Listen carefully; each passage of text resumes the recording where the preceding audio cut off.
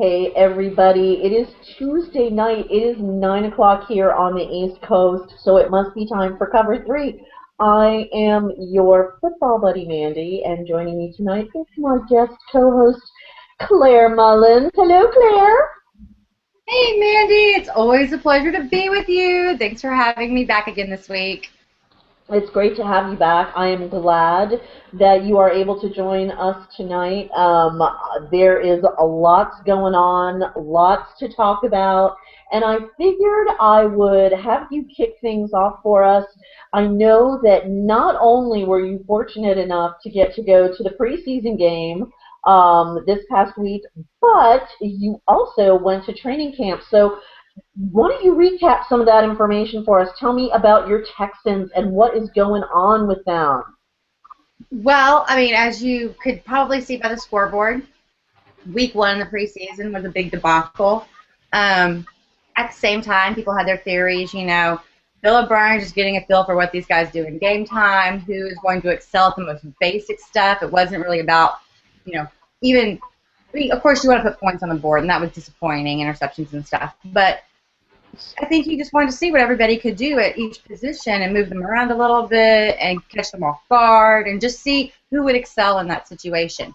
So coming off of that huge loss, we have game 2, which was against Atlanta Falcons, and we had played them in practice that week during training camp. So they were familiar with each other by the time that Saturday night rolled around. And the Texans really just took advantage of the situation. They were missing 7 starters, all of whom were Pro Bowlers or even All-Pro players who just didn't play. Some of them suited up, but they had the day off because they had shown a lot in practice that week.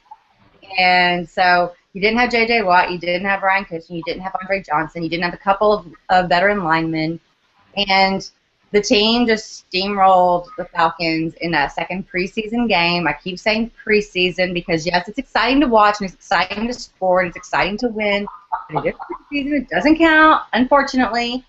But, you see the first-round draft pick, Jadeveon Clowney, who played all of 9 plays on defense, and he had some monster plays, and it really excites you about the future because you know what J.J. Watt brings, and you know that those two on the defensive line are going to be huge at stopping the quarterbacks in the division. So it was a good game. It was exciting. It was fun, and I'm really lucky to have been able to go. That is excellent. And you know what? I'll tell you, you're right. A lot of people get all twisted up about preseason and either, oh my God, it's going to be, he did awful and he's not going to do well in the regular season, or oh my God, look at how well he's doing in the preseason. He's a football god, and you can't base it on that. Right? Absolutely. I mean, you're going in many situations, not all, but most of the guys who you're likely to get so excited about aren't going up against the first team opposition. You have some exotic looks in there, and who knows what the other team is really giving you in terms of their best or their most proficient look on the opposite side of the ball. So, some of it's luck, some of it's genuine good play, some of it is being put in good positions. Not going to count until week 1, so we're just taking it all with a grain of salt, but pretty happy about the turnaround at least. If nothing else, we left week 1 thinking this team, what are they going to be able to do this season? And we thought, okay, they're going to be able to do something. I don't know if that something is better than a 1-game improvement in the win total, but it's something. And that's really, I think, all that most fans want from the Texans this year. Well, and I'm in total agreement, and we're in the same position here in Washington, and all I can say is, as far as the turnaround goes, I don't know who we should address our plea to, but obviously the Texans knew that you were there. They knew that they were under your eye of scrutiny, and they did much, much better. So somebody get this woman season tickets so that the Texans really, really well, right?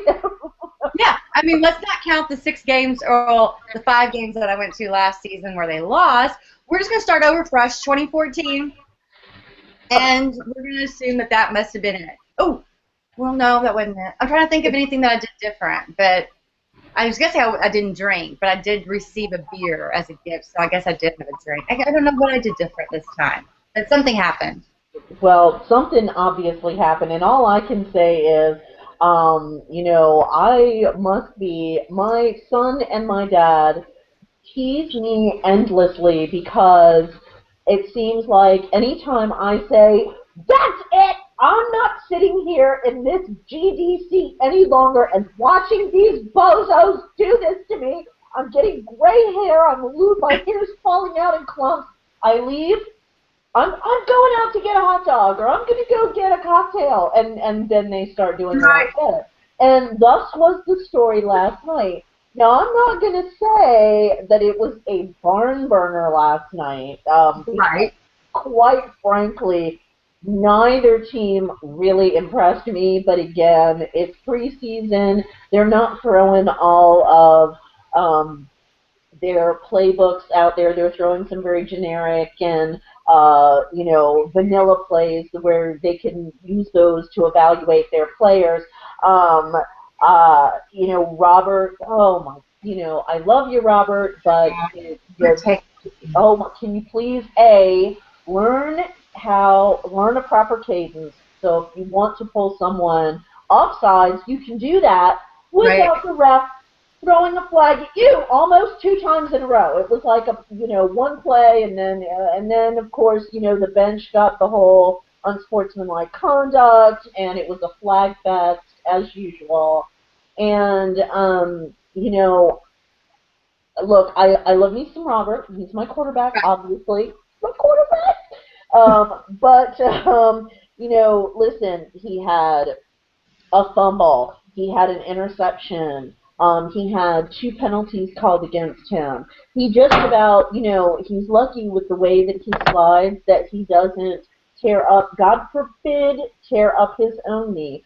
And, it's only preseason, but I don't want anybody hurt. I want everybody safe and happy and healthy to make it to week 1. But, let me just tell you that, I don't know whoever is out there watching us. I'm sure they know that you're an Aggie, so I'm sure that they know that there was a certain young man visiting us here last night who you have you have a fondness for him because you're fellow Aggies, and all I can say is that oh, Johnny is not pleased with us here in DC. He doesn't really like us because Brian Arakpo did the money move, and also I think he was screaming at Johnny, this is not college anymore, boy. Everybody's fast, and you're not Mr. Wonderful, or whatever he screamed at him.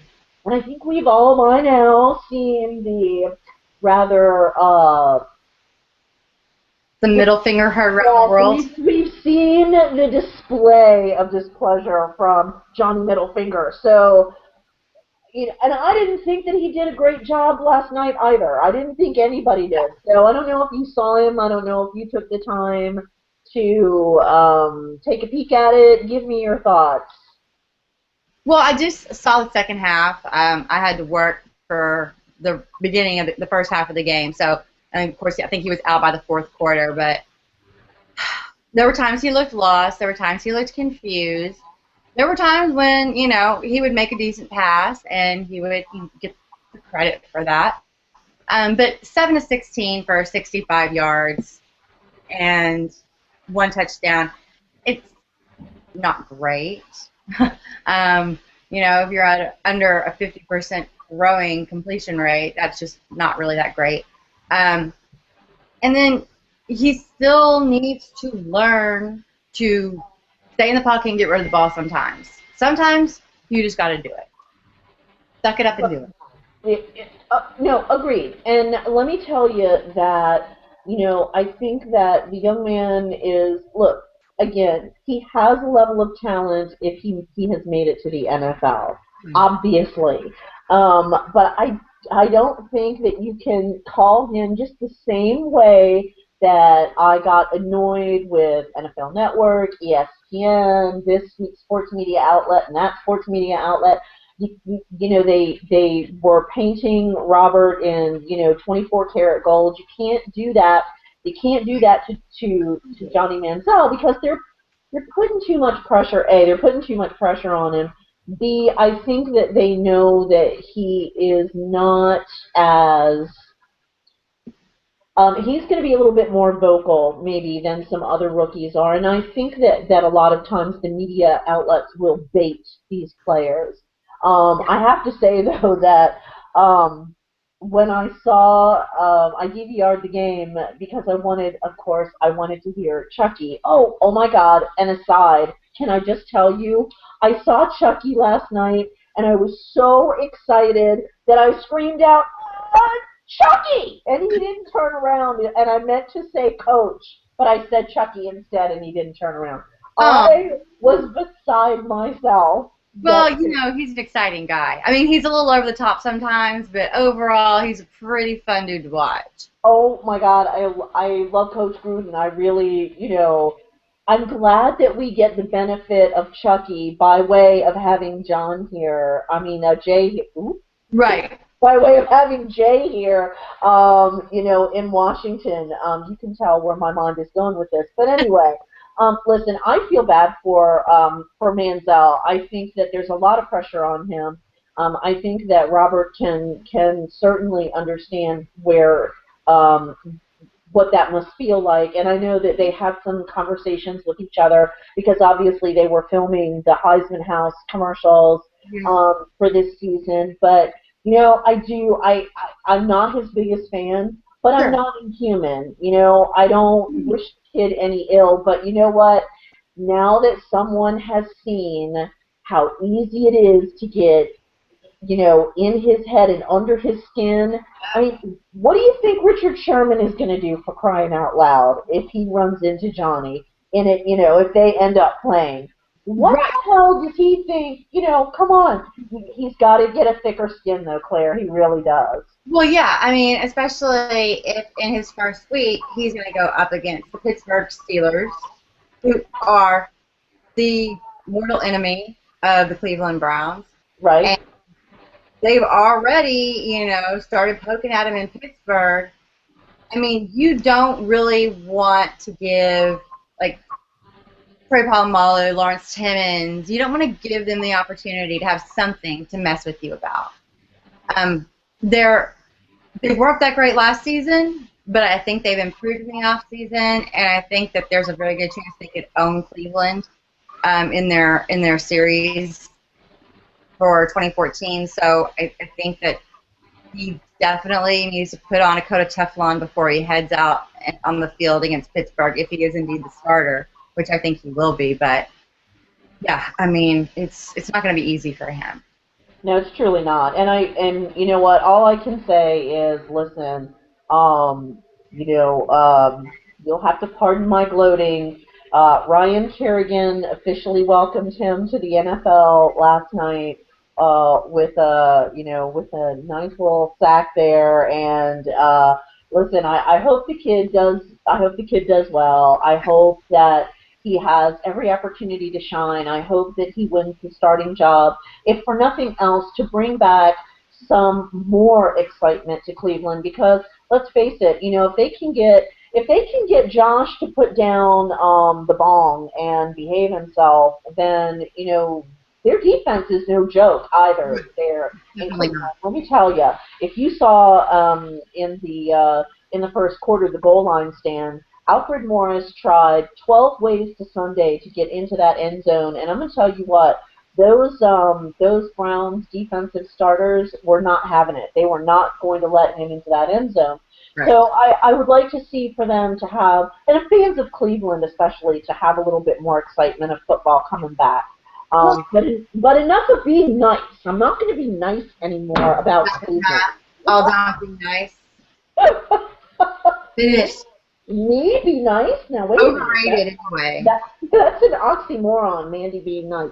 But anyway, so speaking of the preseason, so far, and I apologize, I have to put my eyeballs on here.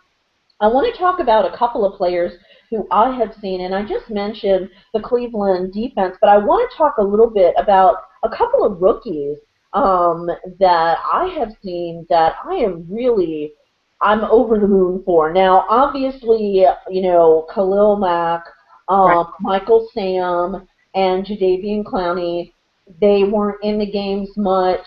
They didn't, have a completely uninterrupted chance to show us everything that they've got. But I think that those three young men definitely put an exclamation point on the bit of participation that they've had in the games thus far. But two other players have really, really impressed me. One is quarterback Blake Bortles. I think that in his first two games, he has done a really good job.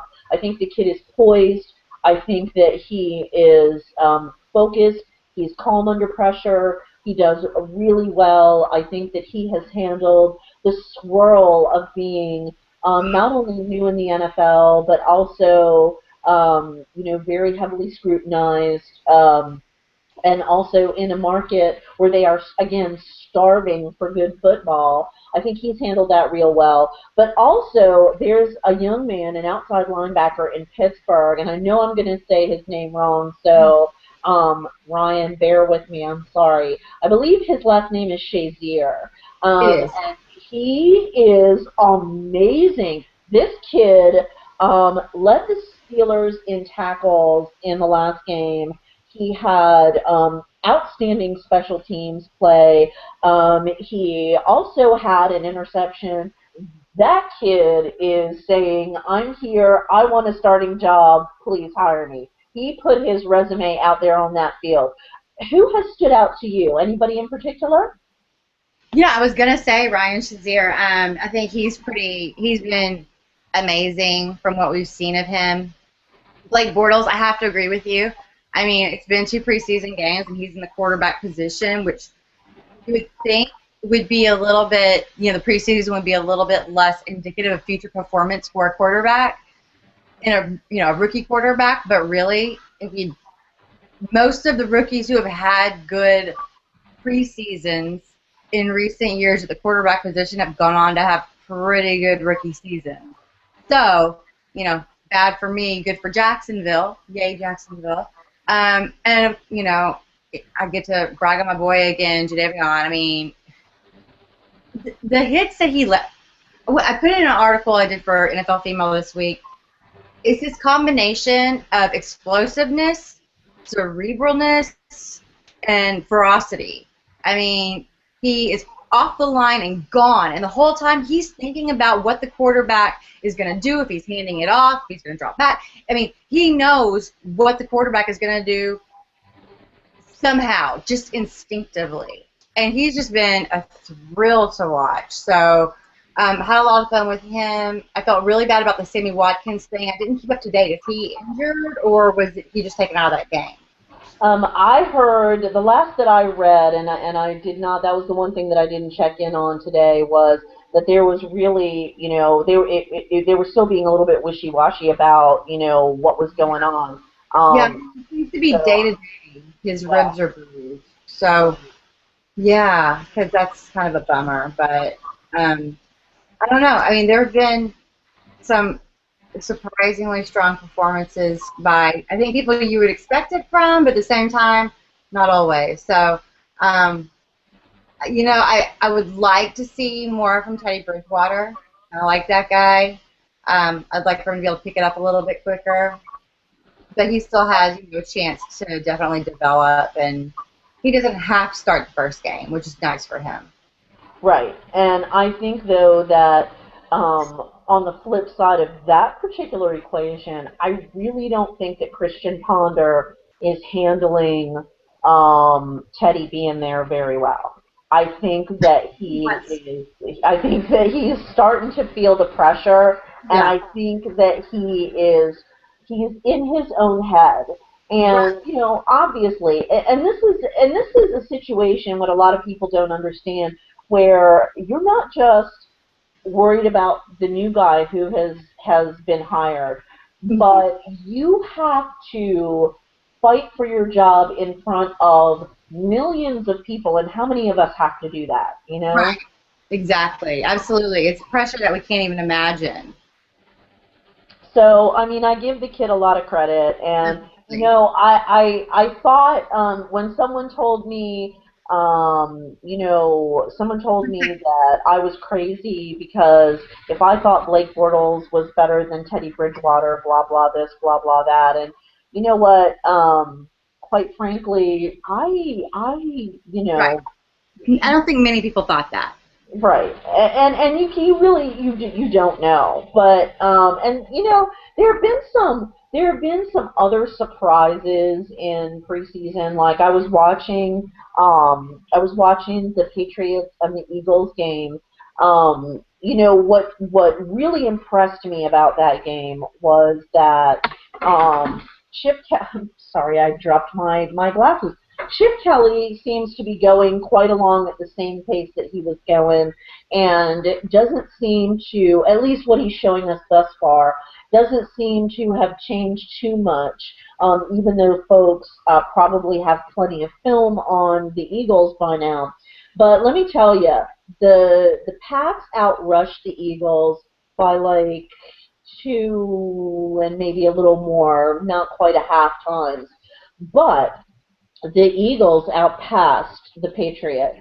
The Eagles only allowed their quarterback to be sacked once.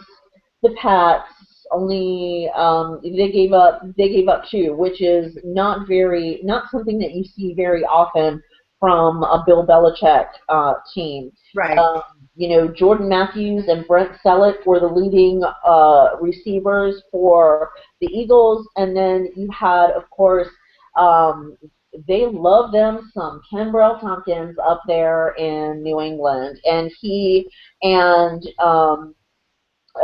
you know, all of the other receivers seem to be pretty evenly spaced out as far as receptions and yards and things like that. I was really very impressed with the Eagles. I think that there are obviously some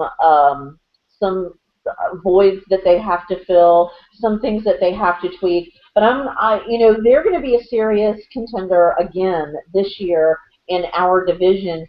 The other game that I watched, and you know, I was really kind of sad not to see. Obviously, Navarro Bowman is not coming back for Right. who knows half the season. But I really wanted to see, and what a beautiful new stadium that the 49ers have, and it's such a terrible, awful tragedy at the way that they played. I mean, I Kaepernick did not impress me. You know, Denver was Denver because, of course, Peyton is Peyton.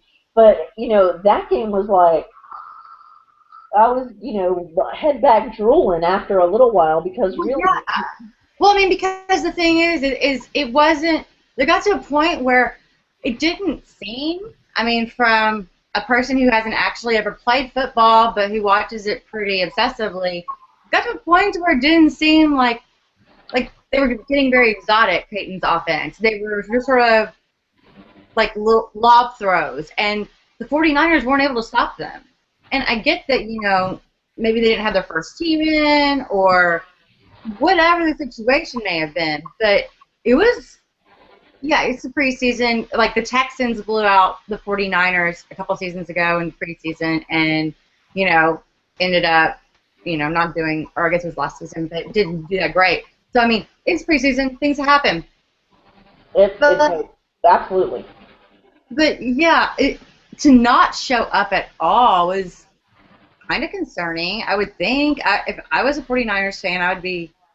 I mean, I was a Texans fan, and we weren't expected to do anything in the first week when we scored 0 points and couldn't do anything to stop the Cardinals. Yeah, I was concerned.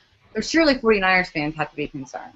Right, right. I mean, you know, I think you picked it, if I'm not mistaken, New England, San Francisco for the Super Bowl. A lot of people are thinking that San Francisco is going to end up in the Super Bowl this year, And again, I know it's preseason, Right. but I saw some of the same mistakes and the same like inequities in their play in preseason that we saw from time to time last year in Yeah. the regular season, and they can't have that if they expect to be successful.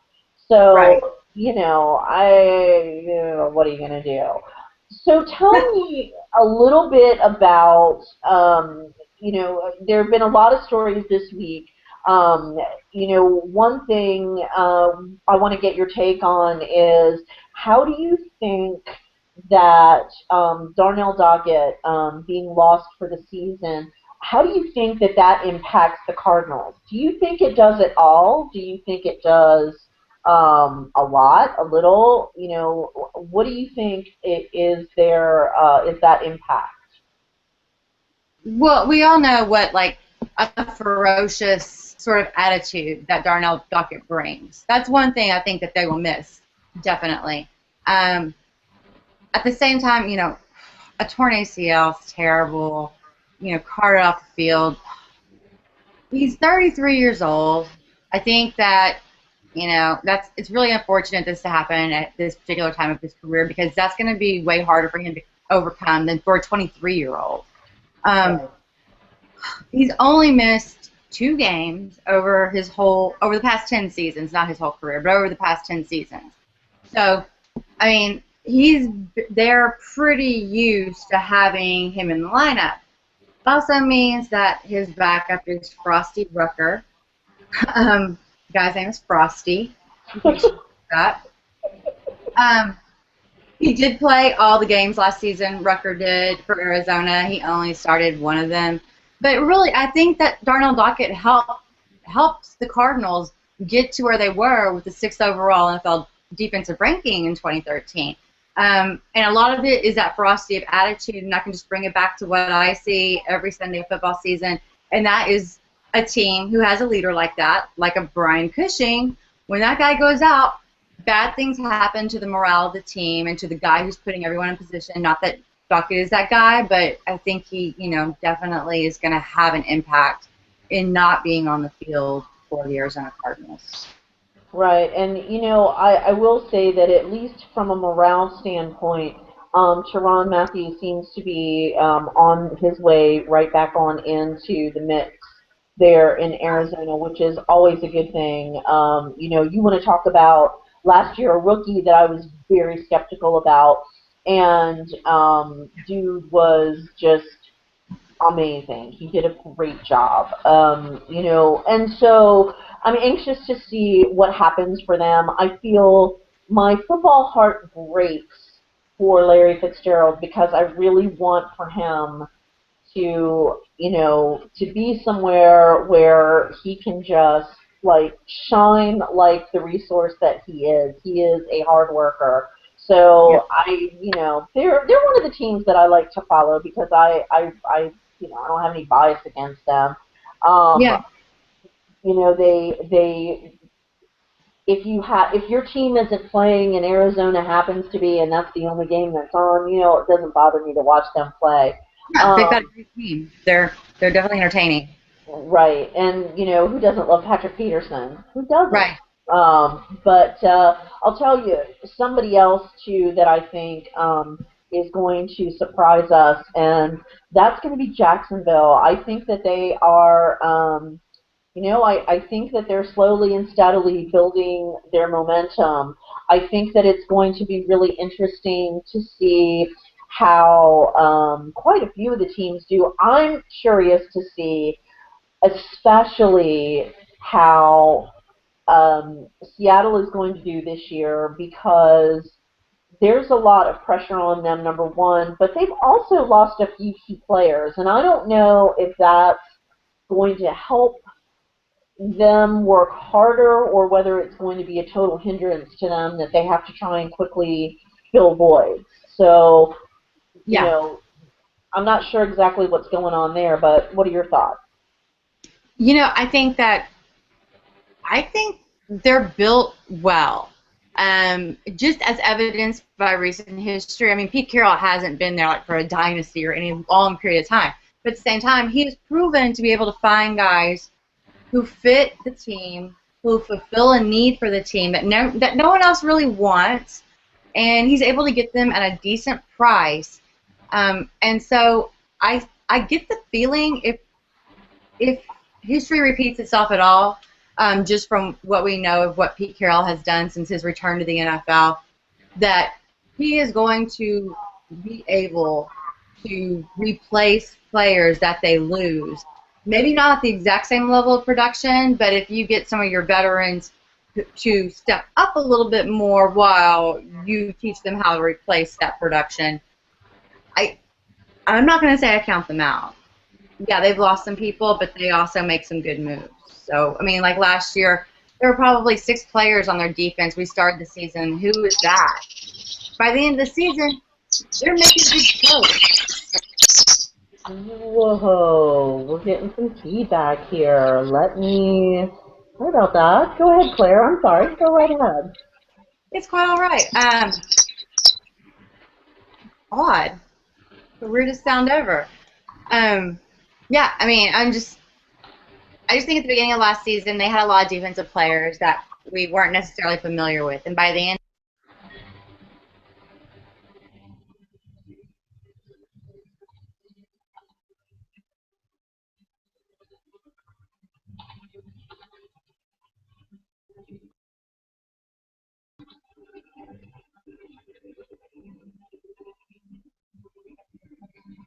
Right, and you know what?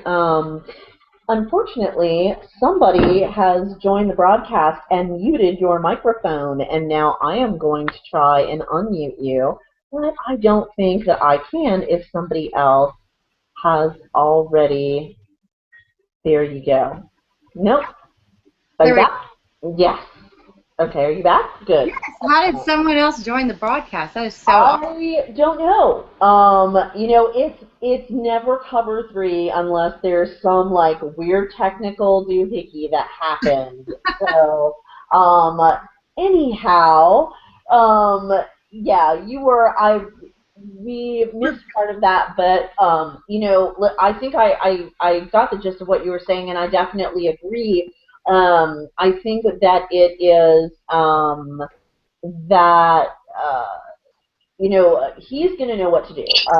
He's definitely going to be somebody who is going to take his resources and utilize them well. And he is going to be able to fill in the voids in the team. But you know what? The other opportunity there is that it's going to, it is going to. I'm sorry. I keep getting. I keep getting someone busting in on our broadcast here. I took care of everything, Mandy. I muted him and then I blocked him, so now he can't participate in something I'm participating in. Okay, cool. Yep, that's cool. So I think though that the opposite side of this whole situation is that, you know, with some players gone, and maybe you're filling in players well, but maybe not to the same level as other players, it's going to expose weaknesses, perhaps, or shortcomings that your other existing players have. Because, you know, when guys work together at the level that, and let's face it, the Seattle defense worked very well together last year.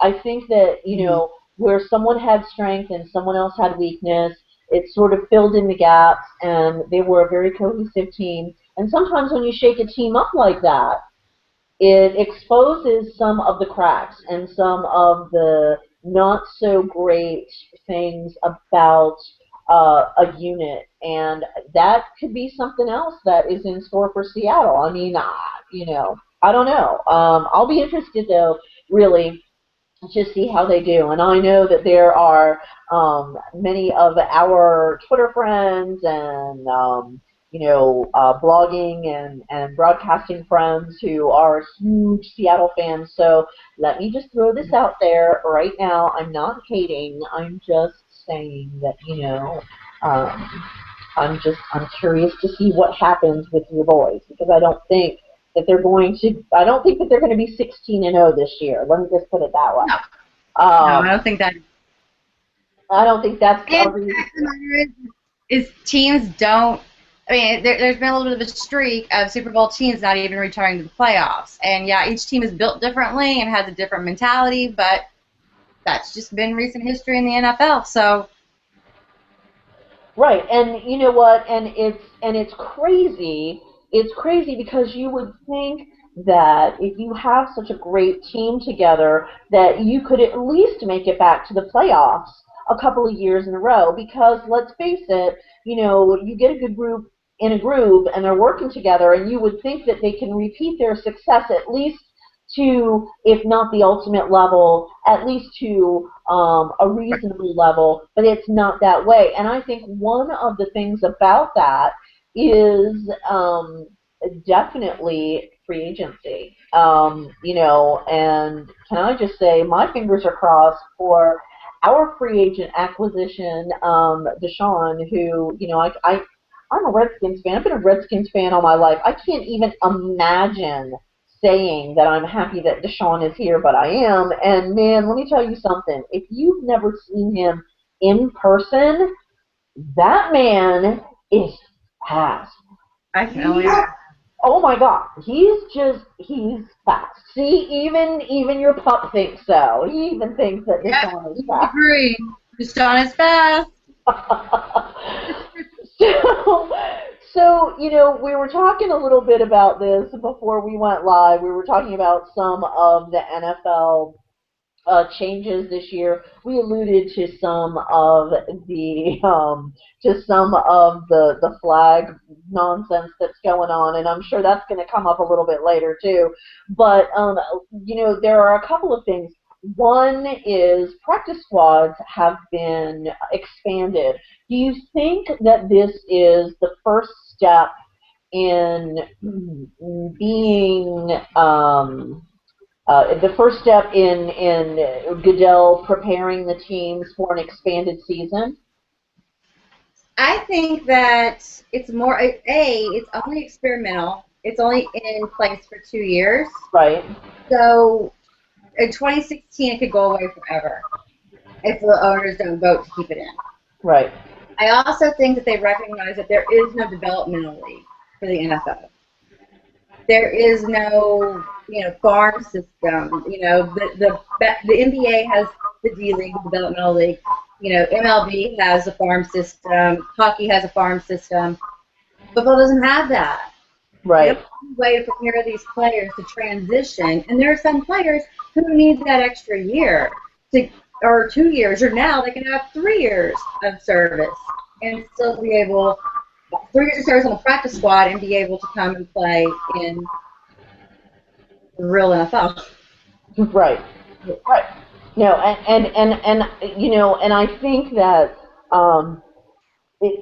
I think that it is more along the lines of, what, we want to expand, and we want to expand the season. It's not just expanding the league and the franchises, but I think that and we've heard about expanding the season and whatnot. And I think that he's testing the waters, or that not, I can't say, because I know that if it wasn't he alone who decided this, but I think that it is perhaps testing the waters about revenue sharing, salary structures, things like that, that you need to have an eye toward if you're going to be expanding the league or expanding the season. And it will be interesting to see what comes of this. And I'm wondering how, if at the end of these 2 seasons, if they are going to adjust the rules, if they do decide to keep the expanded practice squads. I want to see if they change the rules a little bit about who you can take from somebody else's practice squad, when how many people you can take from somebody else's practice squad as well. So I'll be interested to see how the rules develop around that. But you were mentioning to me something about the NFL and the Super Bowl, and it's hilarious. I'm going to let you go ahead and tell us the premise of this ridiculousness. Okay. This is the silliest story I think I've ever heard in my entire life. I should have looked it up before we got on. I don't know how many billions of dollars the NFL makes a year. There's no telling. For a nonprofit entity, they make a whole lot of money. Big old profit being turned here. Well, they have approached 3 different performers: Katy Perry, Rihanna, and Coldplay, about performing at halftime at Super Bowl 49, which is what we're at in 2015. And they have said as a condition, they want to know how much of the future profits from the tour that is going to receive more revenue because the performer performed at the Super Bowl, how much of that profit they will return to the NFL in exchange for promoting them as a performer.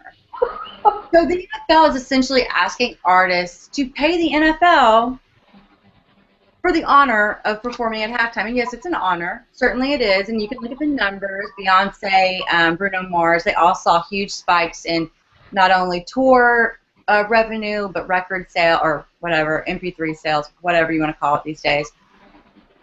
But it's not like the performer isn't working a gig. It's not like, they're not doing something that's normal for them to get paid for. Like, they're supposed to do not only the NFL a favor, but pay the NFL. When the NFL makes more money than they'll ever see in their lifetime, that performer. So I just find that kind of deplorable, kind of disgusting. And you know what is even more appalling to me is here is the NFL, who, by the way, is tax exempt, who, like you say, has more money than any individual or band will ever make in their lifetime. And they're actually expecting that somebody is going to kick them back some money. What is this, the Teamsters Union? Is the guy turning into Jimmy Hoffa? What the hell? Right. Exactly. Seriously, come on. I mean, it's laughable at best to me that probably one of the most successful corporations in probably the world. In the history of the world. Yeah, I mean, how do you actually think that this is a good idea and present this idea with a straight face and not expect for people to go, whoa, what? Wait a minute, how is that right? So that just, it kind of galls me a little bit. And you know what? Every time that something like this happens, you see, Roger, I liked you, I gave you a chance, and what did you do? You stepped all over it, and you mucked it all up now, and now I don't like you very much anymore. So, I mean, really seriously, though, I don't even know what else to say about it. I think it's you just look at the many ways that the NFL gets more and more money from its fans. They have great products that you can get online to, watch play-by-play of every single game. That's great. Those products are awesome. I'll pay for them, fine, whatever. But then you go to the whole clear bag thing. So you're basically forcing every female who goes and wants to carry more than a pen to the game to go buy a bag from you at $30 to $50. You do your whole pink thing, then do your pink game, so all the females feel like they have to have something pink with the NFL on it to wear to a game. I mean, it's unending. It's like these tax upon tax upon tax of people who just want to watch a game. Just want to watch a game.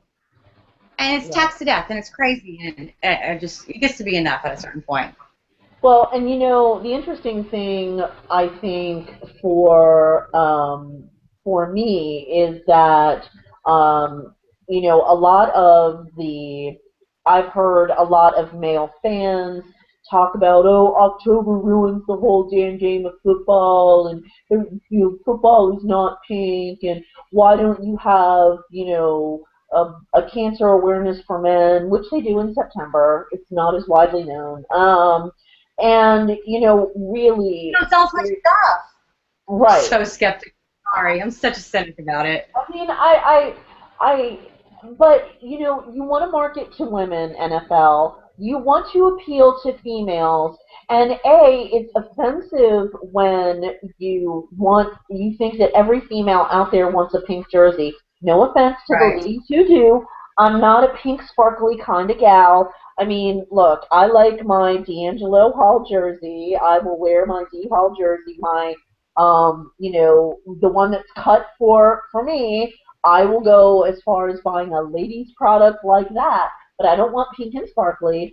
And then you want us to broadcast everything that we carry in our bag. Well, there are certain times when we have to have particular products carried with us, and what a nice way of making us broadcast that to everybody. But the cap on the whole thing is that the NFL wants my money as a chick. They want my loyalty as a consumer. But then when one of your employees beats the ever living hell out of his wife, you just sort of go, well, you know, it happens. Yep. Um, and I don't want to go off on a tangent about that, but certainly, the NFL needs to address that. I'm sorry, please go right ahead.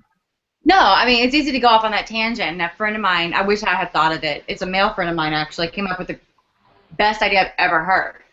Okay, suspending 2 games, suspending 6 games, whatever. When the suspension's done, it's done.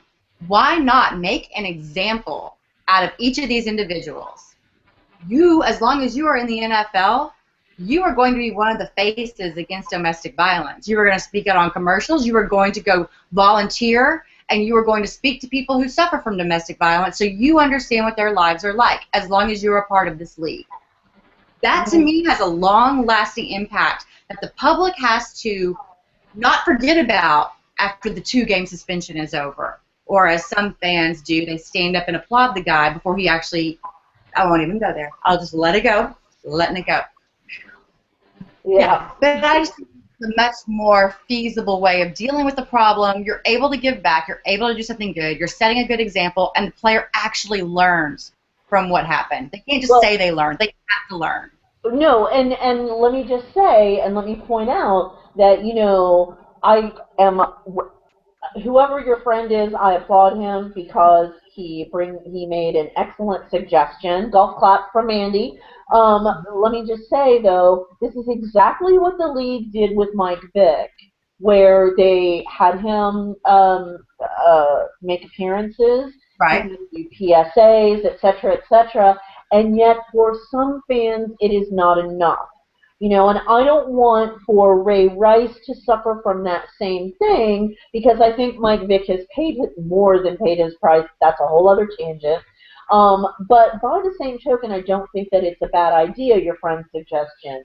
It's just if you want my loyalty, if you want my consumer dollar, if you want me to be planted in my seat at FedEx Field or on my couch in front of NFL Network before the game and then watching your NFL products during the season, then you got to show me some love. You have to make sure that you take seriously the concerns of your female fans as well as your male fans. Again, whoever your friend is, I applaud him because I think that that is an excellent way to deal with it. Um, just out of curiosity, since we are off raging on a tangent now, let's talk a little bit about, and this is my favorite part of the show, we haven't done it in a long time, Playa Please and Play on Playa. So tell me who your nominations are for this week for the good side of things and the bad side of things in the NFL. Please take it away. Well, we'll start with the bad because I think we can both sort of vent here. Player please this week. It just has, and I think this is every preseason, but it's going again to the officiator. Last year, the highest penalized team in the NFL was the Seattle Seahawks. They had 7.9 penalties per game. This year, in the preseason, there are an average 10.25 penalties per team every game. Oh, God. So that's 2.5 more penalties per team every game. That's 5 more penalties per game. That expands the length of the game. It makes the refs the star of the game to a degree. And from what I understand, with this new illegal contact rule, it's not going to go away in the regular season. So, that's awesome. Yeah. Well, and let me just say that the refs absolutely, but even lumping in somebody else with them, I have to say it's going to be the rules committee at the NFL. I think Johnny said it best last evening, with a particular finger, and I'm going to chime in with Johnny and extend that finger kind of, in spirit at the rules committee, because for the love of all that's holy, I don't pay the kind of money or my family doesn't pay the kind of money that they do for three season tickets to sit and watch a referee festival. I'm there to watch my Redskins play, whoever our visitor is. That's what I pay my money for. That's why I am there in that ridiculous stadium with those ridiculous food prices, ridiculous merchandising prices, et cetera, not to sit and watch the referees. I go to watch the game, and I think that I am 100% behind you on this for Playa Please. I mean, Goodell needs to pull his head out of the very small orifice in which it has become lodged. But I won't go off on that tangent again. So, continuing on with your nomination, give me some more. I mean, I got a little bit, and this isn't really a play of please, but it's kind of just an irritation, like, shut up and do your job. I'll get such backlash for this in Houston, but I don't really care. I do not like J.J. Watt going in the media today and airing his grievances about not having a contract extension yet. The team could, not saying they should, but they could, for 3 more years, extend his contract, extend him under, without giving him a new contract. How's that? That's a good way to word it. Yeah. Instead, he goes around and he makes a joke at practice today before his press conference and says, apparently when he's hitting one of the tackling dummies, he says, one of the other guys says, "Oh, I think you broke it. You broke it. You bought it." He's like, "Well, I can't afford that. They don't pay that much for commercials." Oh, okay. Okay. The thing is there was a big article in the off season about, I think it was by Barnwell from Grantland, about who J.J. Watt's hanging out with. And he's hanging out with all these mega rich people in Hollywood during, whenever he's off of his training regimen. When he's, when it's cool that he's doing that's fine. But I think that being with people like that is making him think that he should be above the rest of the NFL players who also signed a contract and agreed to things when they entered the league under the rule of an agent. And now, yeah, he's been amazing. I think they should pay the man. But he doesn't get to make the rules about when that happens. So that really was irksome today. Well, and I have to say that I totally agree with that. And, the same way that you feel like you'll take some flack for it, I have to say that, I am, I'm right there with you, because believe me, anytime that you say anything negative about your home team, people wig out and they want to go crazy and they want to get all butthurt about, how could you say something about Robert Griffin III? That's our quarterback, and he's human. The kid is human, just like me, just like you, just like every other person. It just so happens that he was blessed with, a talent that we weren't. It doesn't make him better than us. And and I've seen flashes from certain players on my team of just trying to delve back into what the whole circus debacle that was going on here last year. I don't want to hear that. It is now 2014. It is time to look forward. Who has a job? Are you there at the Redskins facility? Yes, you are. Leave Mike Shanahan alone. He lost his job. He's out of here. He's had his fair share of scrutiny. If he says something, don't fire back. If you Right. say something, he doesn't need to fire back. Cut it. So, I'm right there with you about, players really kind of not thinking before they speak and what have you. But let's turn now to the good side of football. Tell me your play-on-playa nominations for this week. Well, this story isn't brand new, but it's ongoing, and it's about one of my favorite players in the league, Brandon Marshall. He's become my favorite player because if you recall, in 2011, summer of 2011, he got in a fight with his wife, and she got arrested for stabbing him in the leg, and he admitted he had bipolar disorder, and he had been treated for it. Well, right after he got treated and diagnosed, he made a goal that he didn't really publicly speak of, but he did document. He's making a documentary, and he's been doing that for 3 years. And his goal was to become, for mental health, what Magic Johnson is for HIV. Making it okay to talk about it, to seek help for it, raising awareness and money for early detection programs in schools, giving to charity, being a spokesperson for it. So that is a story where someone goes through a situation not unlike what Ray Rice went through, and I think he is able to redeem himself. And we don't know what happens in his personal life. We don't know what happens when there's no camera on or whatever else. But it feels like he is doing the right thing to redeem himself for the mistakes he made in the past. Whereas not just saying I'm sorry. He's doing this. And so I really applaud what Brandon Marshall's doing.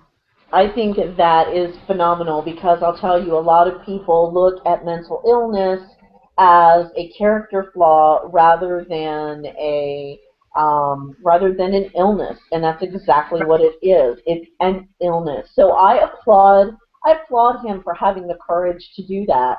I have to say that I am very impressed by that whole, to document it and to put yourself out there the way that it seems like he is doing is terribly brave because, if you think that guys, being gay and in professional sports is, enough to make, some of their fellow players kind of back off and away from them, admitting Right. that you have a problem like this has got to be very similar because we know that guys are not emotional creatures. We know that guys are logical creatures, and some guys feel the need to be overly macho and manly men and what have you. But so I give him a lot of credit, and I have to say that probably, and you're you're probably going to fall out of your chair when you hear me say this.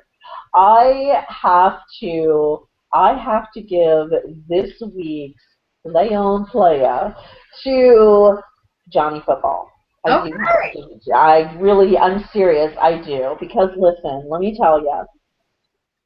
While I think that his behavior is very childish, his behavior last night was very childish. I can't Yes. imagine the pressure that this young man has been under.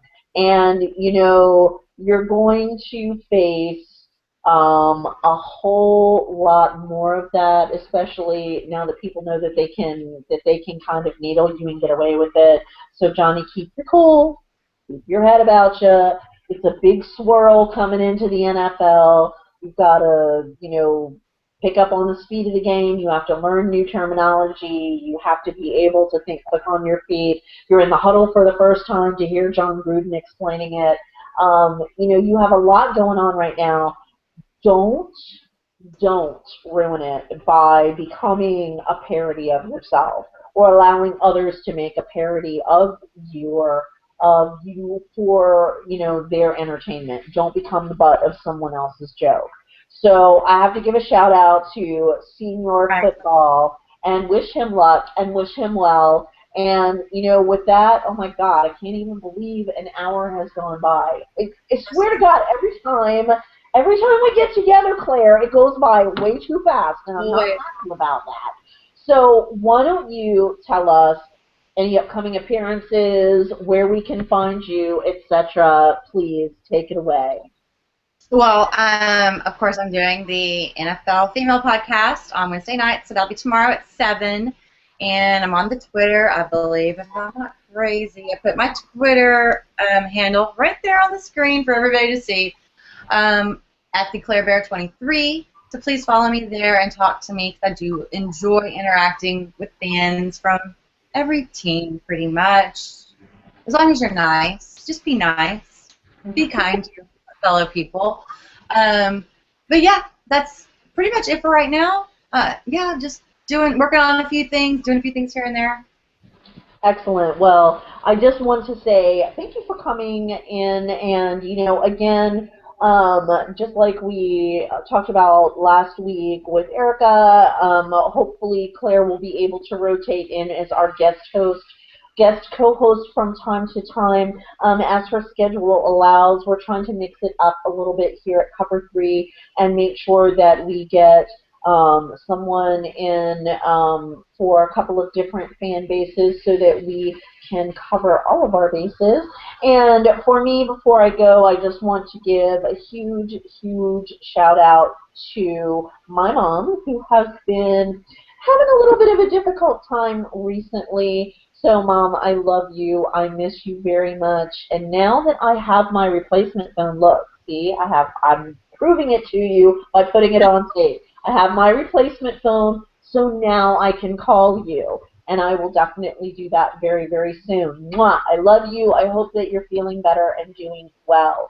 And with that little shout out over with, I want to give a shout out to all of my Twitter followers on both my personal account and the Cover 3 account, and say thank you for your feedback, for your comments, for your questions, for engaging with me and being interested in what I do. I'm very grateful to you. I hope that you have enjoyed this evening's show. Next week, we're going to talk about fantasy football. So we are going to try and get me set up, because my draft is September 1st. My draft is late, so I'm kind of watching what everybody else is doing, and I'm going to get myself hooked up, hopefully really well, for my upcoming fantasy football draft. So everyone, have a great night. Thank you for tuning in tonight. I hope you will join us again next week, 9 p.m. Eastern Time on Cover 3 right here on Google Hangouts. Thanks. Have a good night. Nights.